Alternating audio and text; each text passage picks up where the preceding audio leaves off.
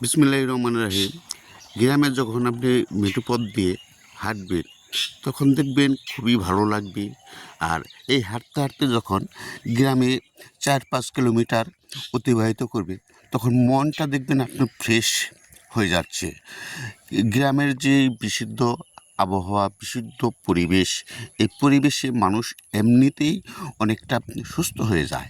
তাই গ্রামে পাখির যে কলকাকলি, তারপরে মনোরম দৃশ্য, জীববৈচিত্র্য দেখলে মানুষের মনটা এমনিতেই ভালো হয়ে যায়। তাই আমি আপনাদের যে সপ্তাহেই বাড়িতে আসি সে সপ্তাহেই গ্রামের কোনো না কোনো কিছু আপনাদের মাঝে আমি তুলে ধরার চেষ্টা করি।